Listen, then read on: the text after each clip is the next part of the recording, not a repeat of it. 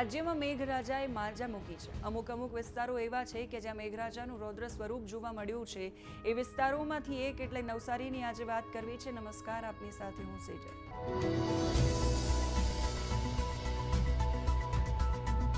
નવસારી જિલ્લામાં મેઘરાજાએ રૌદ્ર સ્વરૂપ ધારણ કર્યું છે। જનજીવન અસ્તવ્યસ્ત થઈ ગયું છે। 7 જુલાઈએ મોડી રાત સુધીમાં 16 ઇંચ અવિરત વરસાદ વરસ્યો, જેના કારણે શહેર આખું પાણી થઈ ગયું છે। ઉપરવાસમાં પડેલા ભારે વરસાદના કારણે પૂર્ણા નદીના જળસ્તરમાં ભયજનક વધારો થયો છે।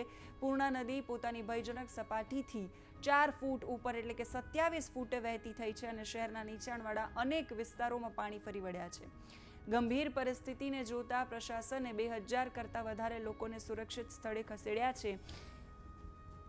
બેસત ખાડા, કાશીવાડા આ બધા જ વિસ્તારોમાં 7-7 ફૂટ, ક્યાંક 9-9 ફૂટ ઘરોમાં પાણી ભરાયા છે। જનજીવન અસ્તવ્યસ્ત થઈ ગયું છે। બેસત ખાડા વિસ્તારમાં પૂરના પાણી ઘૂસી જતા 100 થી 150 જેટલા ઘરો પાણીમાં ગરકાવ થઈ ગયા છે। ઘરોમાં 6 થી 7 ફૂટ જેટલા પાણી ભરાયા છે અને ભારે નુકસાન થયું છે ઘરવખરીને। સ્થાનિકોને પણ ભારે નુકસાન થયું છે।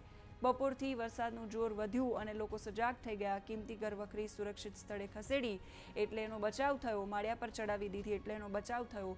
બાકીનું જે હતું એ બધું જ પાણીમાં વહી ગયું। ઇલેક્ટ્રિક સામાન, કપડાં, અનાજ, માલ સામાન આ બધાને નુકસાન પહોંચ્યું છે।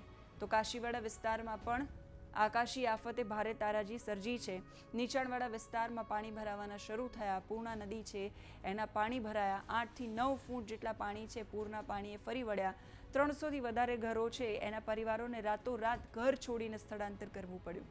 પાણીનો પ્રવાહ એટલો તેજ હતો કે લોકો માટે જોખમરૂપ સાબિત થઈ ગયો। ઘરોમાં પાણી ભરાયા અને રોજિંદી ચીજ વસ્તુઓની સાથે અનાજ અને બધી જ ઘરવખરી પલળી ગઈ। મધ્યમ વર્ગીય પરિવારો પાયમાલ થઈ ગયા।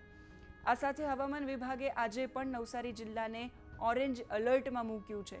નાગરિકોમાં ભારે ચિંતાનો માહોલ છે। જો ઉપરવાસમાં આ જ પ્રકારનો ફરી ભારે વરસાદ થશે તો નવસારીમાં પૂરની સ્થિતિ છે એ વધારે વણસી શકે છે। હાલ નાજુક પરિસ્થિતિ છે। નદી છે એની સપાટી કરતાં વધારે વહી રહી છે। મહાનગરપાલિકા અને જિલ્લા વહીવટી તંત્ર સતર્ક અને એલર્ટ મોડમાં છે।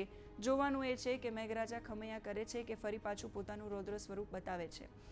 આ દ્રશ્યો જે તમે જોઈ રહ્યા છો એ નવસારીના સરબતિયા તળાવના છે। આપણા મહાન વહીવટી પ્રશાસન તંત્રના આયોજનના જેટલા વખાણ કરીએ એટલા ઓછા છે। એન્જિનિયરિંગનો આ અદ્ભુત નમૂનો અહીંયા પેશ કર્યો છે પ્રશાસને। પહેલાં ભારે મહેનત કરી, બહુ જ ખર્ચો કર્યો અને સરબતિયા તળાવ છે એને પૂરી દીધું એટલે વરસાદી પાણી ત્યાં ન જાય। હવે પાણીએ જ્યારે પોતાની અસલી તાકાત બતાવી તો પ્રશાસનની આંખ ખુલી અને જે પુરાણ કર્યું હતું એ પાડી તોડવી પડી। પહેલાં બાંધવાનો ખર્ચો કર્યો અને પછી તોડવાનો ખર્ચો કર્યો અને સોશિયલ મીડિયા પર આ વિડીયો ભારે વાયરલ થઈ રહ્યો છે અને લોકો કહી રહ્યા છે કે આને જ સાચો વિકાસ કહેવાય।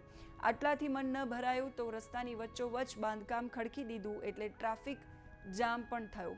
હવે સવાલ એ છે કે આ માસ્ટરપીસ પ્રોજેક્ટ છે, આ માસ્ટરપીસ પ્રોજેક્ટની અંદર કોની બુદ્ધિ લાગેલી છે?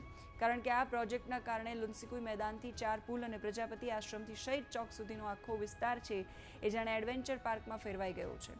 આખો વિસ્તાર આ અણઘડ આયોજનના કારણે આ વિસ્તારમાં રહેતા લોકો ત્રાહિમામ પોકારી ગયા છે। તંત્રની આ અદ્ભુત અને અલૌકિક બુદ્ધિ પ્રતિભાના દર્શન અહીંયા થઈ રહ્યા છે।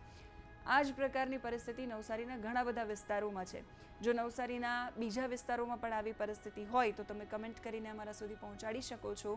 મેઘરાજા ખમૈયા કરે એવી સૌ કોઈ પ્રાર્થના કરી રહ્યું છે। અત્યારે તો વિનંતી ઈશ્વરને કરી રહ્યું છે। તમારા વિસ્તાર, ગામ, જિલ્લામાં વરસાદ અને આ પ્રકારની પરિસ્થિતિ હોય તો સલામત સ્થળે રહેવા માટે અમે પણ અપીલ કરીએ છીએ અને તમે કમેન્ટમાં લખીને અમારા સુધી પહોંચાડી પણ શકો છો। અત્યારે આ વિડીયોમાં બસ આટલું જ। નમસ્કાર।